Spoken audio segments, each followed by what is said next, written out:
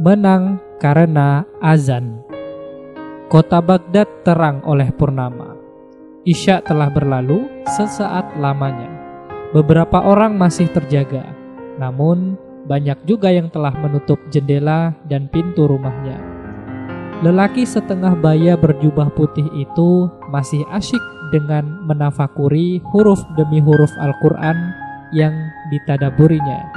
Hanya dia yang ada di dalam masjid itu, karena memang dialah yang dipercaya untuk menjadi imam dan mengurusi masjid itu.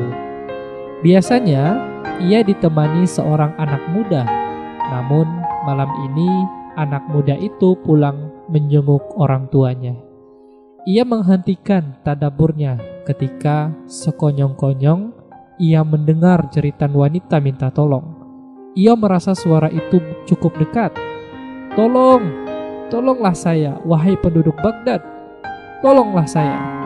Ia melihat ke arah suara itu. Ia melihat seorang wanita berlari masuk ke dalam masjid dan berlari ke arahnya. Ia pun menutup mushafnya. Tolonglah saya, Tuan. Tolonglah saya. Saya hendak dijahati oleh komandan Turki yang bengis itu. Tolonglah saya. Wanita muda yang bermuka pucat itu sangat ketakutan. Ia menghibah padanya. Tenanglah, kamu insya Allah selamat di rumah Allah ini. Tenanglah. Ia berusaha menenangkan wanita itu. Meskipun sejatinya nyalinya pun agak menciut ketika wanita itu menyebut komandan Turki yang jahat itu. Ia sudah berulang kali mendengar kejahatannya dan kesewenang-wenangan komandan Turki itu. Dengan kekuatannya dan kekuatan anak buahnya, komandan Turki itu seolah menjelma menjadi Fir'aun baru di kota Baghdad itu. Komandan itu sangat ditakuti rakyat biasa, namun sangat disayang oleh khalifah, karena khalifah tidak pernah tahu kejahatan-kejahatannya. Yang khalifah tahu adalah kesetiaan dan prestasinya membela negara. Bagi rakyat biasa, komandan Turki itu adalah momok yang sangat menakutkan. Sudah puluhan orang yang istrinya diminta dengan paksa.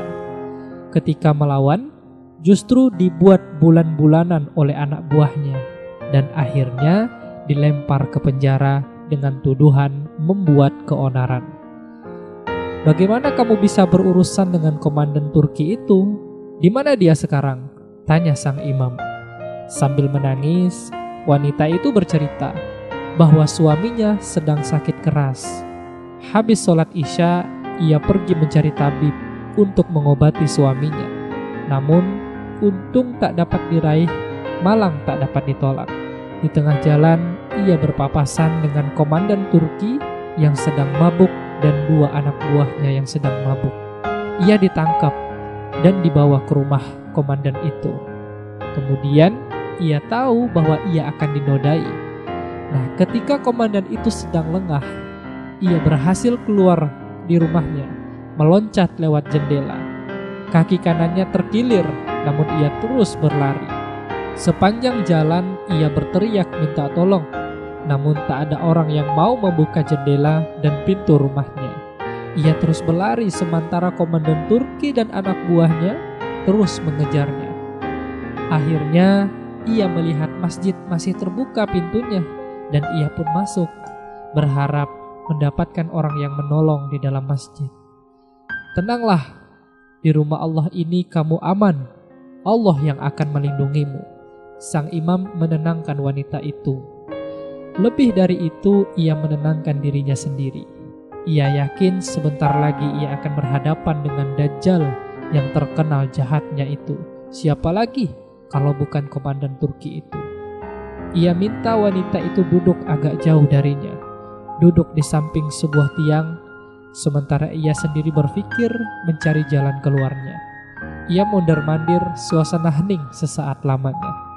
Hahaha, di sini kau rupanya. Kesini kau manis. Tak ada gunanya kau bersembunyi di masjid. Tak ada gunanya kau minta tolong sang imam tengik itu. Bahkan ayahmu, suamimu sekalipun tak bisa melindungimu jika aku menginginkanmu. Suara cempreng itu memecah keheningan. Sang imam kaget dan wanita itu menggigil ketakutan. Komandan itu pun mendekat. 2 anak buahnya mengikuti di belakangnya. Bau arak pun tercium dari mulut mereka. Melihat tampang 3 dajjal itu, kemarahan sang imam pun tersulut. Seluruh keberaniannya terkumpul. Hai dajjal, malam ini adalah akhir dari semua kejahatanmu. Kau akan jadi peringatan bagi seluruh penduduk Baghdad, sebagaimana Fir'aun dari peringatan seluruh umat manusia, bahwa kezalimanmu pasti akan binasa. Si komandan Turki tertawa terbahak-bahak. Sudahlah imam, kau jangan berkhotbah terus. Kita berdamai saja. Wanita itu serahkan padaku. Aku jamin aku dan anak buahku tidak akan mengganggumu, juga istrimu dan seluruh kerabatmu. Gimana? Ini bentuk penghormatanku kepadamu sebagai imam. Nah, gimana imam? Wanita itu telah minta pertolongan kepadaku, dan aku telah berjanji padanya untuk menolongnya. Bahkan aku mengatakan ia aman di rumah Allah ini. Maka kau tidak akan menyentuhnya sebelum melangkahi nyawaku, jawab sang imam dengan sorot mata menyala. Nyali sang imam membara. Mendengar jawaban itu, komandan Turki sangat marah. Masih ada yang membangkang ternyata ya. Masih ada yang tidak patuh padaku. Beri pelajaran imam sok pahlawan ini. Tanpa banyak bicara, kedua anak buah komandan itu pun menyerang sang imam dengan ganasnya. Tak berapa lama, kemudian sang imam berhasil diringkus. Mereka mengikatnya di tiang masjid. Muka sang imam babak belur. Komandan mendekati sang imam lalu meludahi muka sang imam tersebut. Sok pahlawan, aku berjanji akan aku cari anak gadismu dan akan aku jadikan ia terhina seperti yang lain, kata komandan itu dengan penuh dendam. Ketika diludahi, sang imam berkata lirih, besok sebelum matahari tenggelam, kau akan diludahi oleh penduduk kota Baghdad. Allah Maha mendengar doa hamba-hambanya yang teraniaya. Mendengar perkataan sang imam, komandan itu semakin marah. Ia meludahi sang imam sekali lagi, lalu mengambil ancang-ancang mengayunkan cambuknya dan menyambuk tubuh sang imam itu beberapa kali. Muka sang imam mengalir darah, jubahnya yang putih kemudian memerah. Sementara si wanita melihat itu semua dan ia menjerit-jerit sampai akhirnya jatuh tak sadarkan diri. Tubuh sang imam benar-benar seperti kain kumal. Setelah puas, komandan menyuruh anak buahnya melepas ikatan sang imam. Tubuhnya itu pun langsung ambruk. Sang komandan lalu beranjak membopong wanita cantik yang sedang pingsan itu. Sambil tertawa mereka keluar masjid. Di tengah jalan, wanita itu pun sadar, langsung meronta-ronta dan berteriak-teriak minta tolong. Sang komandan menyumpalkan sesuatu ke mulut wanita itu hingga tak bisa bersuara. Wanita itu terus meronda dengan air mata yang terus-menerus. Dengan tubuh remuk redam, sang imam berusaha bangkit. Ia mengumpulkan segenap tenaga. Ia bayangkan jika wanita muda tadi istri atau anak atau gadisnya, dan ia bertekad kemungkaran dan kezaliman komandan Turki yang bejat itu harus benar-benar dihentikan. Ia terus berusaha bangkit sambil terus berpikir bagaimana menghentikan kejahatan itu dengan segera. Dan ia mendapatkan ilham. Azan, ya, azan. Seolah tubuhnya dialiri sebuah tenaga. Ia akan menghentikan kezaliman itu dengan azan. Subuh memang belum datang, tapi ia akan azan. Biar kota Baghdad sekalian geger. Biar khalifah, para menteri, dan para jenderal tahu kenapa ia mengumandangkan azan. Dengan susah payah ia menaiki menara. Sampai di atas menara ia mengumandangkan azan sekeras-kerasnya.